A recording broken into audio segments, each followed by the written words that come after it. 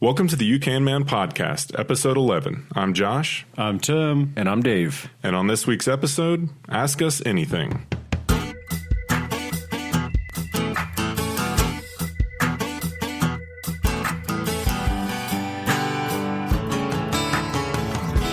All right, guys, welcome back. This week we're starting a new thing that we think we're going to do maybe, I don't know, every 5 episodes, something like that. Ask Us Anything.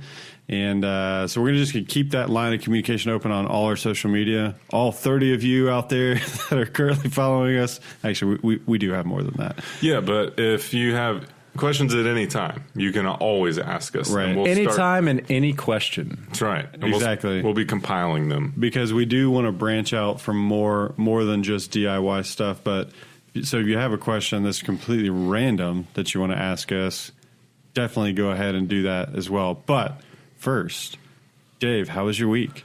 My week was great. I did the richest thing I've ever done in my life. What do you mean? Rich guy thing? Like the biggest rich guy thing I've ever done. I joined like a month-to-month car wash subscription thing. Oh my God! I know. I knew Tim was going to love this. You own like a Porsche, right? Like I do. I own Porsche. a sweet Porsche 911. No, I drive a Honda Accord. Whoa, okay? Rich guy. Yeah, I know. It's super practical, but it's probably it's the nicest car I've ever had. It's like a 2012, so it's older, but it's in great condition.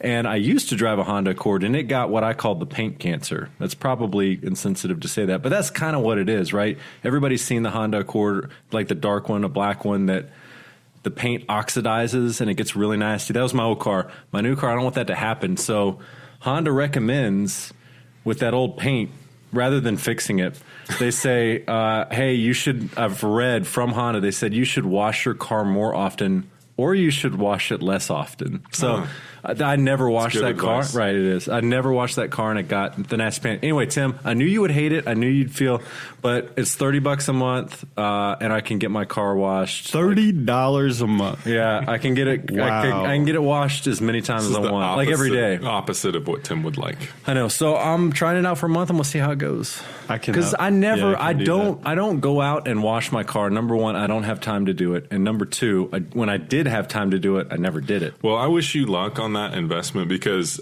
when my wife and I bought our newest car, which was many years ago, which was a 2007 Toyota 4Runner, which we still have, we were like, okay, we are taking care of this car. That's what everybody says. I'm getting this detailed every 3 months. Obviously. I'm going to pay $150, get this thing detailed, get it waxed. This thing's going to be protected.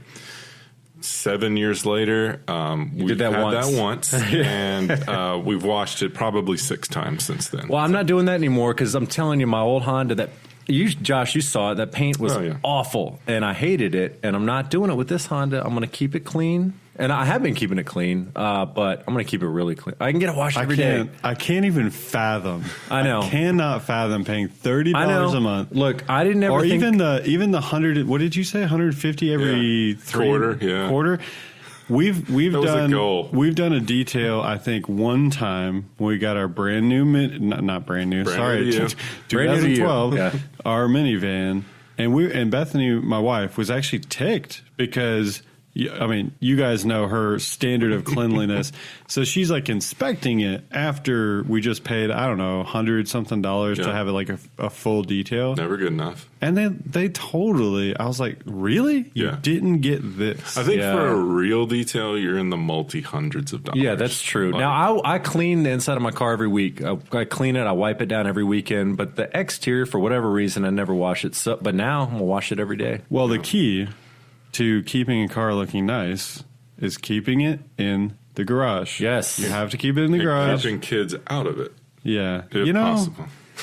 If you got some ground rules in the car. That's true. Because our minivan, it is not disgusting. Yeah. It really is not. When people have minivans and they're just absolutely disgusting, I'm like, No, a little bit of work. That's on you. Goes a long way. Yeah. Like a little bit of upkeep every week goes a long way. Yeah, most of our mess is contained like in the car seats itself. Right, and if I don't clean the car seat, that is my son's world. Okay, I'm not dealing with that. You unbuckle it and shake it upside down in the yard. Oh, I've totally done that. And I'm like, how is this much stuff Absolutely. in here? You're like, I've got half a box of Cheerios right here. Yeah, totally. And some raisins. Well, I'm good excited thing I about just doused my garage with pesticides because ants would be living in I don't car. douse it, but the same thing that I use for mosquitoes, the backpack blower. Yeah.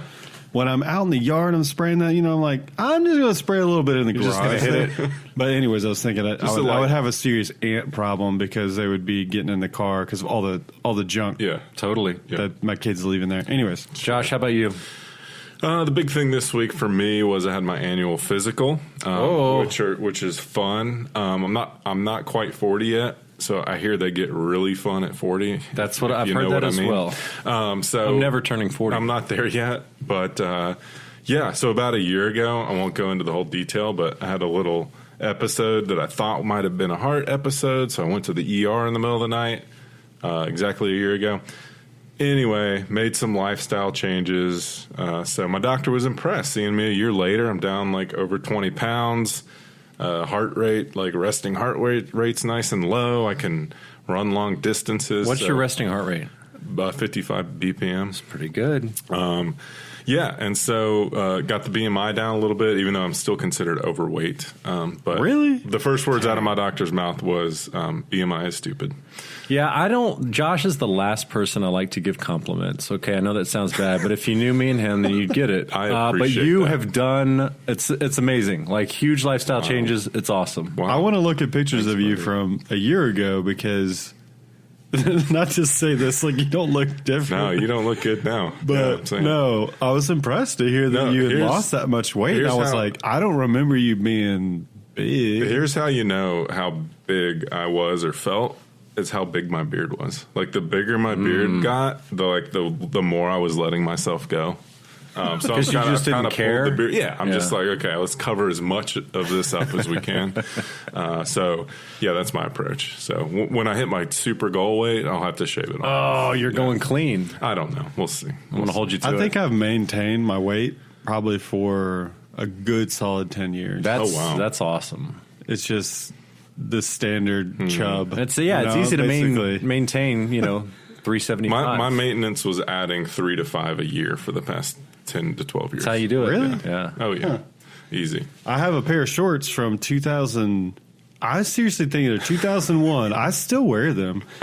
Yeah, I have some pants from high school, and that's kind of my barometer for how things are going. They're camo shorts. They were camo pants. Yeah. Cut them off. Nice. I still wear them. Mine are camo pants, and if I can get those things on, I'm like, all right, high school skinny. Yeah, I'm not even in that ballpark. Right. The only pair of pants I have from high school, pair of Jinko khakis. Nice. No. You still have them? Yep, I saved them. Dude, you gotta sell them on so eBay? that needs to be the new goal, is for you to get those things on. Get back in my Jinkos and wear them to yes. work. All right, we'll see. We'll see about that. Also, Rich. Yeah, Jinkos. We think about the kids today, but we wore Jinkos. I mean, that was how stupid. Jinko pipes. I mean, I guess the skinny jeans are just as stupid. Oh, yeah. I think they're less stupid. Yeah, Jinkos were so bad. They're less stupid. They were so bad. Yeah, you just look like a straight loser. Mine, I had Billabongs. I never had Jinkos. I had Billabongs, and they had the back pockets were like literally 12 inches long to make it look like they were iPad ready before iPad. They were, but they were made to look like your pants were sagging even when you had them up at your waist because the back pockets were so long. What a time we lived in. Whew, yeah, it was weird. That wasn't kind of short-lived though, because it only lasted probably I'm going to say 5. Three to I was going to 4. say 5 years. Yeah, well, I was going to say less than it that. It was like about 3 for me. It was like 7th grade to like 9th grade, 10th grade. Because you had the early adopters, Yes, right, and then really bad kids. Yeah, right. And then it just became as the norm. Because I had some Jinkos, but they were the khaki Jinkos, so it was kind of like that's what I got. Okay, I had 2 pair, a khaki pair, a standard pair. I'm jealous. I'd love to see. I don't know how I scored those because as the oldest of 6 children, there wasn't money being thrown around for clothing. So, all right, let's get into Q&A. What do you say? All right. So we've got a decent list going, especially for the number of people that are currently following us. So we've compiled a list from our Instagram, from our Facebook, and I think Josh reposted. Dave never reposts, but my social media game is lacking. We had some emails coming. Oh, we did. Sorry, we did have 2 guys email in an actual recording that we will play on air. Nice. For that, I'm going to go ahead, and this first one we've got listed here is from my old friend Nick. Nick, we need to hang out because it's been a really long time. Can I give a fun fact about Nick? And this might be embarrassing to everyone involved, but I took Nick's sister to prom twice. Oh, you did? That's right. Yeah. Man, we all have Nick stories. I went to middle school with Nick. Haven't seen him since like the 8th grade. Well, hey, Nick. You did? Well, yeah. Oh, I didn't know We should get Nick on the podcast. We should. Anyways, Nick asks, so he says, I've got 3 kids, and I don't get home until 5 Monday through Friday. So he's asking for pro tips on actually finding the time to do projects. Well, Nick, welcome to everybody's life except for Tim. Okay. Yeah, I mean, I struggle with that too. I know Josh does, right? Any 9 to 5ers, it's a struggle. You're going to have to. It's going to be weekend time. If it's a bigger project, you're going to be blocking out that at least Saturday time to do it. Tips on that as far as, because step 1 is getting the kids kind of out from under you. Yeah, get them to bed. So either bed or find, I don't know if you have family close by, like plan some good grandparent time. Plan some time for your wife and her friends to go take the kiddos. Just anything to kind of get the kids away from the situation so you can focus. Yeah, I think if it is a big enough project, I'm going to say take a day off and really go and tackle it. Not bad. I mean, if you think you're going to save a lot of money on it and it's something you really want to do and do well, then I would say take a day off. That's a good idea. And I would also say that get a good friend involved to come and help you and plan that ahead a week in advance. Okay, we're going to do this project this day. Yep. I don't know. That's a great idea. No, that is a good idea because everything's been taken care of. Like your normal day is set, the kid's normal day is set, and you're just plugging in that time that you can dedicate instead of going to the office. You're dedicating this to the job. Another thing I'll say is think obsessively through the materials that you're going to need for the job, because undoubtedly, if you don't do that, then you will be making 3 trips to Home Depot that day that you're doing the project, and you're going to waste so much time. Yes. So, overthink through all the materials that you're going to need for that job. I can't stress that enough. No, that's a good point. And get buy-in from the spouse. Like if this is important to the family, like if it's an important money saver or just an important lifestyle thing that's really going to improve the way you guys do your day to day, then if you have their buy-in, that goes a long way. They could put in the effort to get the kids taken care of. That's a good point. I had about a year ago. I had the clothes dryer take a nosedive, and so it was during the week. So that's something you got to get up and running quick. And I was like, I'm going to fix this. And so what I did, it was, let's say it was a Monday night. I broke it down into chunks, and I took a few nights each week, Tuesday, Wednesday, Thursday. I was like, all right, Tuesday night, breaking it down, taking it all apart. Wednesday, I'm going to diagnose the problem. Thursday, put it back together. So broke that project down into chunks to make it happen during the week. Yeah, and along the lines of planning, let's say you're building something. So I just got done a couple months ago building built-in bookshelves, right? So I did a SketchUp model of that entire thing so that my wife could literally see exactly what that thing's going to look like. And by that, I mean, you don't want to have to be stopping mid-project to get approvals from the wife. You want to just be able to just go through that. Sail through it. Yeah. So think through those and really, really spend a lot of time on the front end planning. Okay. Next question, Josh. You want to take the next one? Sure. Let's see here. Let's stick to the home improvement thing. Let's see. We've got do we have any, Ben? These are kind of like out of the DIY realm, which is Ask Us Anything, Josh. It's Ask Us Anything. Okay. Let's go one from Dale. We've got one from Dale. You want to do that one? Let's hear it. How do we keep carpenter bees from drilling into our house? tennis racket. I preferred not killing them if possible. All right, so Dale's to got let our carpenter listeners bees. know, Dale is my father-in-law, so that's Bethany's dad. All right. And I understand him not wanting to kill the bees because they are pollinators. However, they're on your house, and they're drilling into your house. They're intruders. They need to die. They got to go. I honestly don't know of any other way. I know the problem because I've watched them do it where they just I've got one they getting bore started. a hole into your fascia board and They're going to why they're doing that. They're going in to lay their larvae. Yeah, it's not cool. So you gotta take care of it. Yeah. I did a little tiny bit of research. And again, I'd have to really get into the research of this, whether or not this actually works. But I did read that you can do a citrus spray, and that apparently is a deterrent.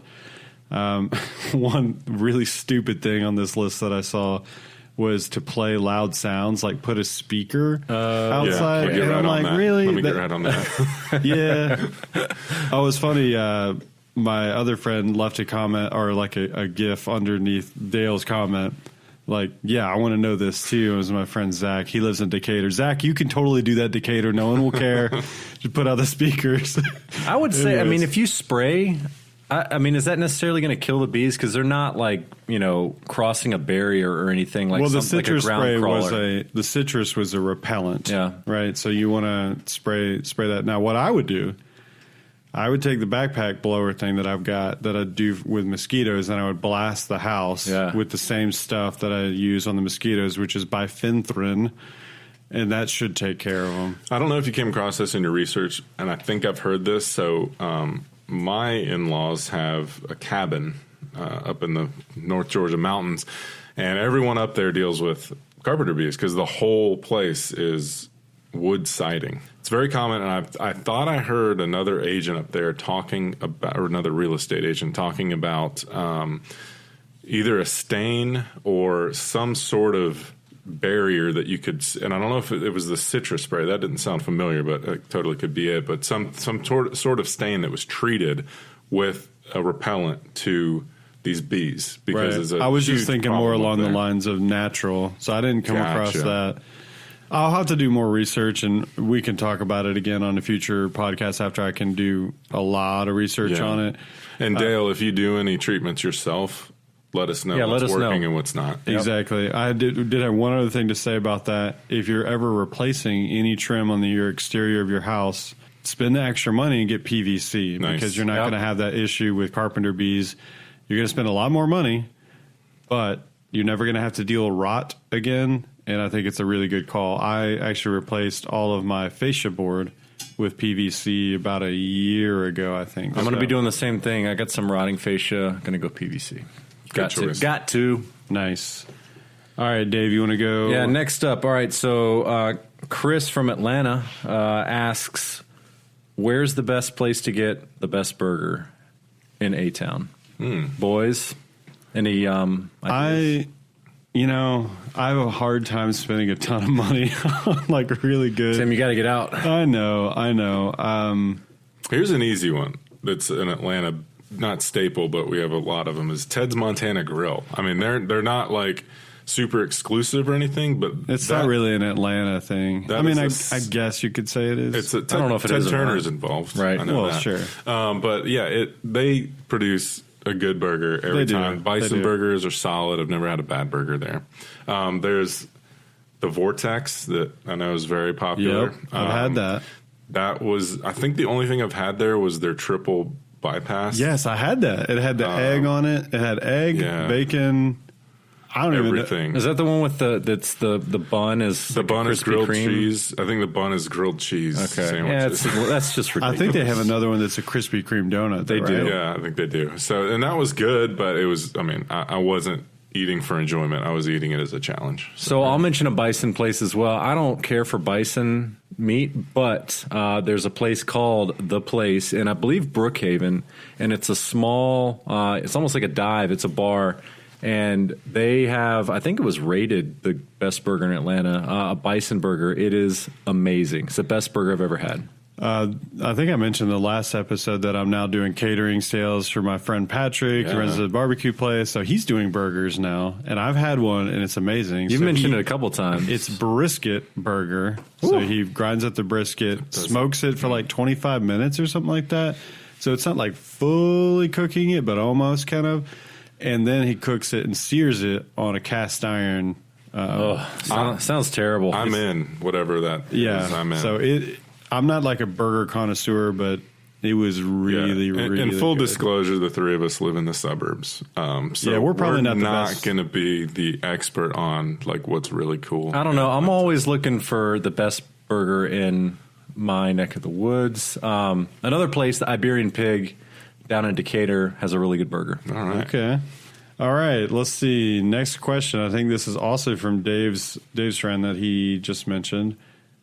Will we ever bring manufacturing back to America? I've got some thoughts on this. My quick answer is no, not to the level that it was, in the 60s or whatever. Because, in my opinion, I think they've, with our with the way that our society is set up with capitalism, we've incentivized it to go overseas because it's so much cheaper.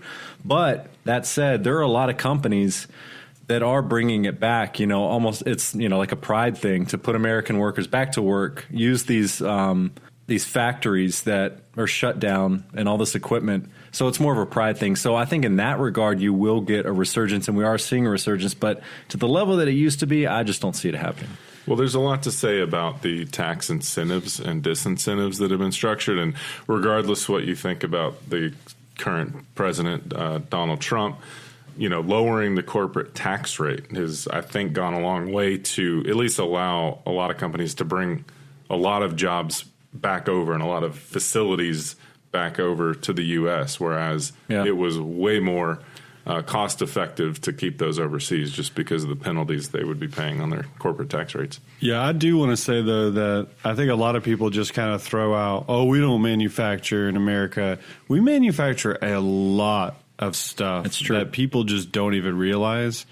When we think of manufacturing, I guess we're thinking of car manufacturers and stuff that you hear a lot about in the news that have been moved overseas in the past.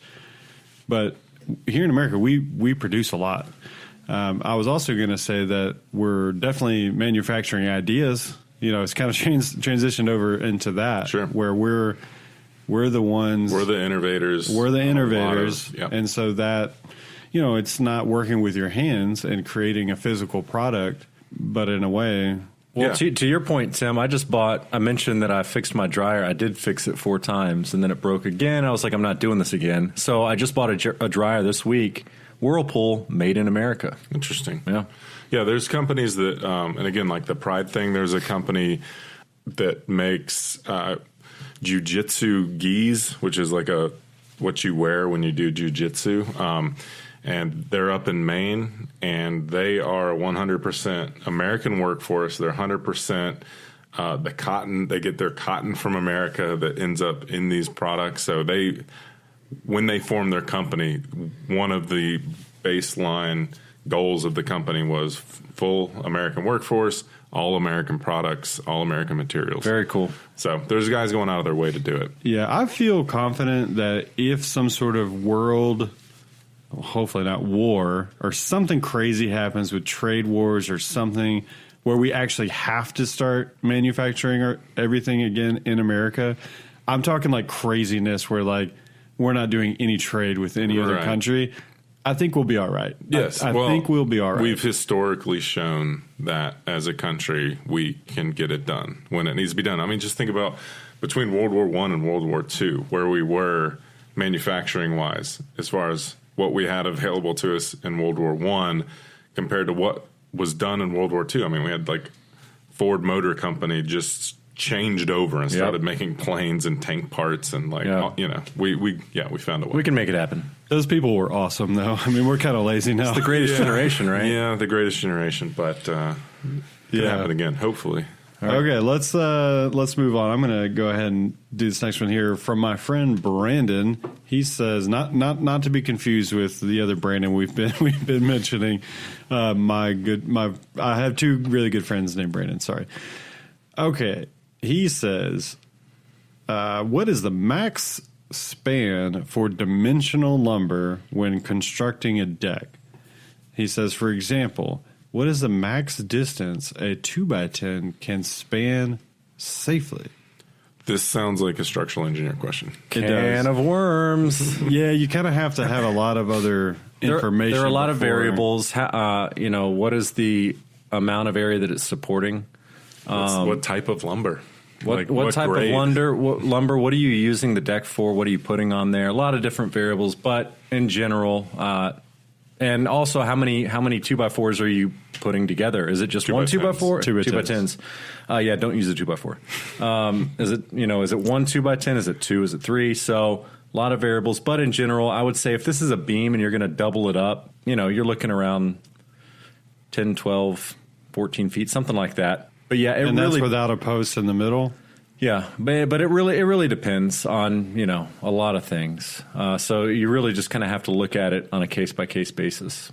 Right. So we can't really answer that. No, we can't. There's not one clean answer. There's not. But I would say that in general, you're in the 10 to 12 foot range, something like that. All right, let's get into just one of these. We got a lot of funny questions, which is awesome. We have some creative listeners here. So. Hello from Susanna. This is her Instagram account. She asks, would you rather snort Coca Cola or smoke cinnamon?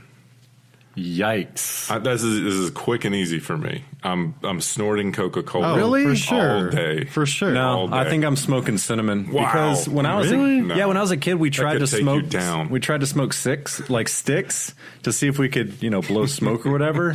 And that was a no factor. So I figure cinnamon. Yeah, but you probably didn't get anything. No, we didn't get anything in. Yeah. I don't know. Have you ever had something go like just water going up your nose? I'm good with that. And your life is almost I'm good with that. My life almost ends when that happens. No, I'm snorting as well. Anything cinnamon. First of all, like if you've seen the cinnamon challenge on YouTube, like just eating a spoonful of cinnamon, people have died from doing that, like from inhaling that much cinnamon. That's like weakness. It constricts your airway that much. So smoking it, that's like next level. You're trying to talk me out of it, but I'm smoking cinnamon. Okay, we'll film it. Snorting Coke. We'll film it. Did she say Coke Coca-Cola. or Coca-Cola? Okay. Yeah, I think she was trying to do like a play on. I think we clarified Coca-Cola because I'm not snorting Coke. I mean, I guess I would do that also. Could I use a straw with the Coke and just kind of put it up my nose? I think you have to. You think? Wait, are you talking about putting your nose like in a cup? Yeah, how else are you going to do it? With a straw. It's your choice. Okay, I'm doing it either way. I'm going to put a straw, and I'm going to like close off the other nostril. Yeah. And I feel our next segment coming on. I got to do it. All right, good, Susanna. Two Coca-Colas, one cinnamon. That was completely random. All right, good for you. All right, what do we got next? So next up, another one from our buddy Chris. Have you ever cleaned an animal? I am embarrassed and ashamed to say I have never done that. I have. I've watched it. Yeah. Never actually. I'll say I have assisted. I've never done it on my own because I don't have the knowledge to do it on my own, but I have assisted. I've also helped out and watched when another guy got sick doing it. So thankfully that wasn't me. Straight up was puking. You guys have gutted a fish, yeah? No. I've helped. I've never done it on my own. Fish. Really? Yeah. Huh. That is it's embarrassing for sure. Oh man. We need to. It's a skill you need to have. We need to go catfishing and get y'all to gut a catfish. For the longest time, I didn't like fish, and so I never fished. But now I do like fish, so yeah, could do it. Never been in the situation. Yeah, I did some pretty messed up stuff to animals when I was a kid. I never cleaned them. I'd kill them, but I wouldn't clean them. Yeah, where you're like, man, why am I not more messed up? What have you? Well, I don't want to get into it. What have you cleaned? Probably like squirrel, fish, rabbit. I'm pretty sure. I should clarify. I won't say I cleaned it up, but Chris asked me. He said, "Have you ever gutted an animal?" Okay. Right. You know what? And I'm going to back up that answer because did I do it in such a way where I was skilled to where I was going to be cooking. That's this what I'm animal. saying. Like that, I haven't done it to that level. Yeah, right. I don't think that I've really done it to that level. Maybe to a fish. I feel like I have. Surely I've done that. I've seen it done. I've seen my brother like clean a deer and stuff. If I knew how to do it, I wouldn't have a problem. Like I've been like 2 feet from a guy cleaning a deer, but I've just never done it myself because I don't know what I'm doing. Yeah. Totally. Yeah, none of us have really. That is like a 5-year goal of mine. I know that's like not a big goal. So you want to get into hunting? Get into, just know how to do it and have the skill, the life skill. Yeah. I don't have much of a desire to get into hunting. I don't really either. I think I'm kind of naturally averse to. Well, I don't have a need to. You'd rather have somebody else kill your meat for you? Well, I'm not that guy, but I don't like have a freezer ready to like bring home deer meat. If I did that and didn't live in suburban Atlanta, maybe that was be more of my life. But anyway, we'll move on. I guess none of us have officially cleaned like a big. What we should do is we should definitely have a guest on the show that is a big time hunter. I've got it. I know the guy. I got our guy. Sweet. We'll get him. Okay, next question is from my good friend Joel, who actually runs the podcast How to Money. Solid podcast. And they're actually doing really, really well. You may have heard of it, like legitimately heard of it, because they're on the top charts and everything. Anyway, so he emailed me an audio file, and we're going to play that now, and then we will talk about it. Hey guys, Joel here, and I'm from the How to Money podcast, and I love what you guys are doing with your show. I had a question, though, about laying tile. And so I've been able to, over the years, teach myself a few things by watching YouTube videos and just kind of trial and error in order to save some money doing stuff around my house by myself instead of hiring those tasks out. But I've never attempted to lay tile, and it seems like it shouldn't be too terribly difficult. And I know that if I was to hire someone to lay tile, to redo a bathroom at my house, I could pay hundreds and hundreds and hundreds of dollars just in labor costs alone. So what's the best way for me to go about actually learning how to do tile well so that it doesn't look ridiculous when I'm done, so that I can actually save some money and do that bathroom tile project on my own? Look forward to your answer. Thanks, guys. All right, man. All right. Tile work. That is a Pandora's box for me. I guess I'll give my opinion first. All right. Got a little bit of experience with tile work. I currently trend away from doing it myself. My wife and I flipped a house a few years back, and my wife got to see one of the few moments where I've kind of lost my cool, and that was it. That was related to laying tile. Oh boy! This was a large sunroom with a slab that was not level. I remember that, and that just, when you're dealing with a large expanse where you are going to be able to see every little imperfection, you're asking for trouble if you really don't know what you're doing. So my 2 points are, if it's a small area, we did the kitchen ourselves. We gave up on the sunroom because it had a large uneven expanse. Let the pros handle that. We did the kitchen in this house, which is a fairly small footprint kitchen and laundry room. That was manageable.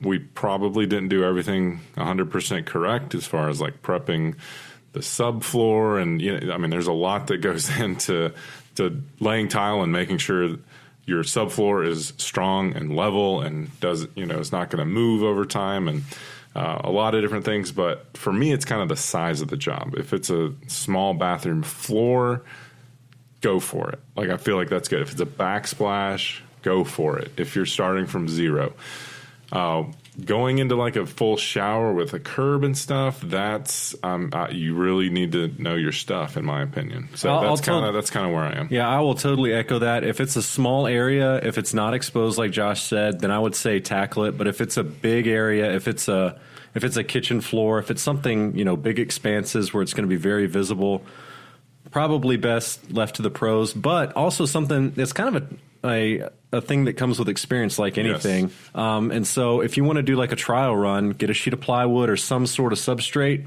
and just do kind of a mock-up out in your driveway, in your garage, and kind of practice it. see how it goes. That can kind of get your feet wet doing it that way. I doubt anybody's going to do that, though, right? That's a good way to get, I would say start on use the small projects as the practice for the bigger ones. I would agree with what these guys are saying. I do think that tiling is one of those things that it probably is worth hiring the guy that does it all the time and is highly, highly skilled with it. Because depending upon the job, like if you're doing the shower and you're doing something intricate, besides any just detail work, any kind of detail work, or we're doing niche or a curb, something like that. It's probably is actually worth hiring a tile guy. However, I was just going to say learning more. So there's only so much you can pick up from watching a YouTube video. You have to get your hands dirty and you have to actually do it yourself. So ask around what guys are about to do a tiling job at their house and go help them. If you're really serious about learning how to do it yourself, going and helping someone do that. Because I've actually never done tile at my house other than a very small kitchen backsplash. And I didn't even use mortar. I use that sticky stuff. You guys use that before? No, I've seen it though. It actually worked great. You still fill the joints. Fill the joints, right? Yeah. Anyways, grout it. Yeah. You still grout it. I don't know why I couldn't think of that name. But I have gone and helped friends do tile work before, and I do think that I learned a lot from that to where I feel pretty confident. In addition, I was going to say it really all depends on, I think, Josh, you said this, on what you're laying the tile on. So if you've got an old house and it's got subfloor issues, especially in an old bathroom that may have seen water damage, tread lightly because it may look completely level to you, but when you start getting into it and then say you're halfway through that tile job, you're not really going to find out until you're really starting to lay that tile. And bad times. So. Yeah, and a lot of times in the older houses, and the house we flipped was a 60s ranch that, we have a billion of around here, and they used, I think, like 1/4-inch subfloor, and I mean, that is not enough. Like, and when it's 50 years old. That's the only subfloor they had? Yeah, because they used, heavy duty, hardwood floor. I mean, 1/4-inch subfloor, yeah. Wow. And so you're going to have to beef it up. It needs to be rock solid. Oh, I know why they use 1/4-inch. It's because they were trying to make the transition from the bathroom to the regular floor, so they had to use something thinner. Anyway, sorry. Yeah. So you just, whatever you're putting tile on has to be absolutely rock solid, or else you're going to have cracking. Yeah. And one final point, I almost think floors, unless you know what you're doing or you have experience, probably best left to the pros, because I have a floor that I just cut my foot on because the tile work was done either so poorly or because the floor, the substrate is just in bad shape. So there's a piece of a tile that sticks up, cut the bottom of my foot. So you're on that floor all the time. A wall is you're not touching it a lot. I think if it's a small wall, small area, you can do it. It's a good point. Walls are probably less volatile than the floor. Cool. All right. Next up, so I'm going to say we got one that it's not a two-parter, but I think these go together. So Jamie asks, how many different products do you use on your beard? 0. I like it. I do 0, and I'm glad we're talking about this because Josh, I can't wait for his answer. All right. I think. Well, okay. Go ahead, Josh. I've historically had the bigger beard. You have a more. Right now, it is the smallest it's been in probably 8 years. But when my beard was nice and full, and we've all rocked the beard, right? I've had a beard. Tim has knocked his down. We should define beards, but we've all had a beard at some point. Yeah. I like Josh. I've had a pretty big beard. Dave, in my opinion, can rock the best beard. I can, when but he grows it. Yeah, I just got tired of it. Anyway, you're a lucky man. You should grow your beard. It's the one thing that I can do well without trying. All right. So. I don't know. This is very common because I literally have given this advice to at least 10 people face to face as far as having a nice big beard. A lot of guys will come up to me. I'll get random people. That's the one benefit of a beard. If you can grow a decent one is people come up and compliment you. They're just like, yo, nice beard. And, but they'll come up and they'll say, hey man, do you get super dry skin? Like, is your skin itchy? And you don't really know until you literally have a scratch or something and you're wearing the black shirt. And you see skin, literal. This sounds gross, but it's super common in beards because your face skin is not the same as your head skin. Yep. It's very different. And when you have a beard on, it just doesn't get the same levels of whatever. And I'm talking a bushy beard, like where nothing, like sunlight doesn't penetrate. Yeah. The only product I've used on my beard is beard oil. And there's a ton of different companies. I use Beard Baron or Dream Beard are two great companies that have some awesome scents and stuff like that. But it keeps just every morning, just hit your hands with it, run it through your beard, and it knocks down that dryness. It really helps your skin, because that's really the major problem is people say beards are too itchy, or they do like kind of shed, like they have their own little dandruff problem if you're not using the beard oil. So that's the only product I use, and I'm a huge proponent of it. I'm not embarrassed. That's really stupid. I will say this. I have exceptional. This a doctor told me this one time. Said you have exceptionally dry skin. Lucky. Well, not on my face. Yeah, not on my face. My face, I guess it's oilier, and so I've never had a problem with super dry skin or dry beard. I guess my next time you rock your beard, I'm going to make you itch it onto a black polo shirt. That sounds super gross. But now I'm trying to think back, and I'm like, man, have I had that problem? And did I not know that I could just put? So I don't know. I've never used it. Never had. I've given the advice and had people come back and be like, "Yo, thank you for the beard oil." All right, that was a huge tip. When the beard fad comes back around and I grow my beard out, I'll come talk to you. It'll be like 2052. I think people spend the money on it, and then when they use it, it's just subconsciously false. Like this is amazing. You know why? Because I just spent $50 on this. So I got to make myself feel good. I spent a lot of bad money, and that was good money. That was good money spent on the beard oil. So is my car wash. That's good money. All right. Jamie also asked,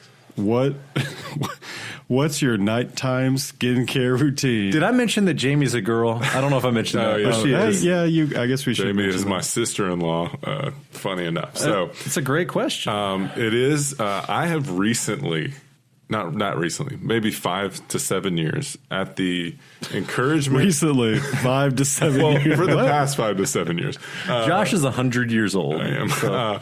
At the behest of Adam Carolla, who runs the world-renowned Adam Carolla podcast, zero anything on my face. I mean, I guess beard oil is the only product I ever put in my face, but as far as washing my face, only hot water for like the past 5 to 7 years. I've never had a face skin issue since then. What's his thought process? Just the hot water.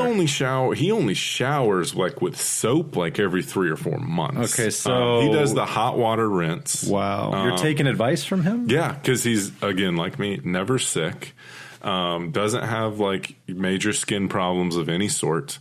And it goes back to, and you can look up this is in medical literature, like we wash our hands too much, which is why we're sick more, is because we use more antibacterial. I'm sick all the time, so maybe I should stop washing. But yeah, your skin, if you're treating it with these solutions that like lotions and all this all the time, your skin compensates for that. Your skin's literally like, oh, I guess I don't need to produce more whatever to keep my skin moist because you're already doing it. And so it's a cycle. It cycles on itself. Jamie's listening to this and just thinking, wow, I did not think I was going to get this kind of answer. Yeah, well, here you go. Look, now in high school, I had like bad acne. I wouldn't say horrible acne, but bad enough to like it was a daily issue. And I had like every wash, like every different soap, and I like scrubbed and scrubbed and scrubbed, and it just got worse and the same and never changed. And so I don't know, maybe in high school I should have just been like, no, nothing on my face. So my nighttime routine, I wouldn't call it a routine. Whatever soap is on the counter, wash my face with the soap. That's it.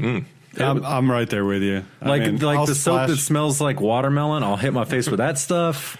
It doesn't matter what it is. I'll just splash my face. I don't even wash my face in there. Dry it off. I'm done. I will do like an aggressive scrub with the towel when I dry it off. I wash my hair like once a week. Yeah, to kind of. Do you really? Yep, like once a week. That's so weird. That is so weird. Hot water. That's it. Really? Yep. Huh. Yep. Why?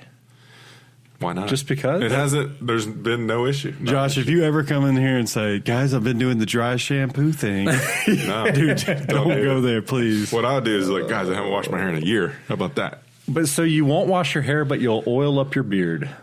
My face skin under my beard is dry. Since you don't use shampoo on your hair, maybe you should just scrape off all the grease that's up there, put it on your beard. Yeah, save that money on that beard oil. It's not greasy. Okay. I think it might be, but whatever. Touch my hair. Okay, rounding out Jamie's interesting questions here. She asked, who are you wearing? The people want to know. And it's funny, when we were prepping for this, I was like, I don't understand that question. Who are you wearing? And Josh had to be like, like you're on the red carpet. I was like, oh, okay. So I'm wearing Girl talk. One of our sponsors, 1776 United shirt. One of our sponsors. What? Our only sponsor. I'm trying to sell us as the world-renowned podcast that we are. But no, our sponsor, 1776 United. This is not a free shirt. I purchased this shirt. Well, I've got a shirt that was earned with sweat. I've got a shirt from a recent trail run race that I did. Nice. It actually fits. I've done a race a month. Every month of 2019. All right, stop rubbing it in, Josh. Okay, Josh and I were doing a race a month, and I missed it last month because I washed my hands and I got sick. Yeah, okay? Yeah. Dave washes his hands too much. Came down with an illness, so my brother and I were the only ones to race in April. But yeah, we got this sweet shirt. It's the only one that fits so far. All the other ones are like super ill-fitting. It's a good-looking shirt. It's not bad. Jamie, I'm wearing Old Navy. Nice. That's the standard. That's all I got. Since 1994. It's the dad standard. I'm pretty sure that's what I'm wearing. I don't really know. I'm pretty sure it is, though. Okay. You know what? Let's get to that other voicemail? Yeah, we got another voicemail email in question that we're going to go ahead and play for you. Sorry, let me pull it up. Okay, here is Mark from New York. Mark is my cousin. All right, here we go. What's up, Mark? Yeah, hey guys, this is Mark from New York. Long-time listener, first-time caller, but I don't understand. If you're willing to not share a plunger, why is it okay to share a snake down those lines? Because, I don't know, that just, yeah, let me know. Gang, gang. I love Mark. Mark is an Atlanta native who's been forcefully forced to live taken New York. from us. Yeah, he was taken to New York City to live and work. Mark, all right. So Mark's referring to our podcast with I think our last podcast. Yep. Last one. It's a solid question. No, episode 9 with Matt with the snake. Anyway, so our plumbing. One of the plumbing stories I had was my neighbor in college. IB Jeff asked to borrow a plunger, which I let him borrow. Did not receive it back, and so he's asking why not share. Why do you share a snake, but you're not willing to share a plunger? Now I did share the plunger. You did share it, but when he tried to give it back, you were like, "Hey man, I'm good." Yeah, here's why. This is the only reason. Plungers live in your bathroom. Exactly. Plungers live in your bathroom. Snakes live in your garage. Yes. And that is the simple answer. Not that I don't think that really matters, because Mythbusters proved that there's poo everywhere. Yeah, there was more in the kitchen than there was in the bathroom. Yeah, there's more on your toothbrush than in the toilet. Right. But I'm totally with you on this one. The plunger sits, most times right next to the toilet. Right. Okay, so it's close to you, and I don't want someone else's plunger living next to me. The snake, though, I will say this. I have never loaned my snake out. I've offered it, but if they had said yes, I'd have been like, oh, I'm not home. Just keep it, bro. Yeah, like I wouldn't have. So I wouldn't loan out either, but I get what you're saying, Josh. Yeah. I don't mind it. Yeah, I'm right there with Josh and Dave. Look, the snake is in my garage or like tucked away in my basement. And also the snake, it coils up into the drum. So I'm not, and when I'm going to use it, I'm going to be wearing gloves. Yes. I'm not going to handle that thing without gloves. Right. Whereas the plunger, it's an emergency. You want to just be able to grab that thing and. Yeah. To Mark's credit, they don't have garages in New York City, so that might not be an option. Yeah. So he has to keep his snake right next to the toilet. Right. I'm glad we can put Mark's mind at peace on that one. All right. Well, we are coming up on the end of time. All right. But we did have a couple other questions that we are going to save for next time. So whoever is the username, I am taller than you. Yes. Do you guys know who that is? That's me. I'm taller than both of you. Okay. Jim. Jim's taller than me. All right, Jim. Yeah, we will definitely get back to your answer. We're definitely going to be doing this about, I don't know, every 4 or 5 episodes. Yeah. It's a good thing to do. Yeah, we want to make this a regular thing. And again, it doesn't have to be DIY related. Just go ahead and ask us the question. I did pin the story, I think, is that the right term, on our Instagram account. So if you go to our Instagram account, up at the top, there'll be a story, ask us anything. I think it's highlighted, I think is what they say. Anyways, on our profile page, you'll see that. So you should still be able to submit a question anytime you want. Or if you want to email an actual recording of you, just do a voice memo on your phone and email it to tim@youcanman.com. Your voice can be on the podcast. That's right. Keep those questions coming. They can be anything. We like to go outside the norm. It's fine. For sure. All right, guys, that's going to do it for this week. Thanks for tuning in. As always, take time to subscribe to our show on Apple Podcasts or wherever you listen to podcasts. Check us out on youcanman.com and our Facebook page and our Instagram.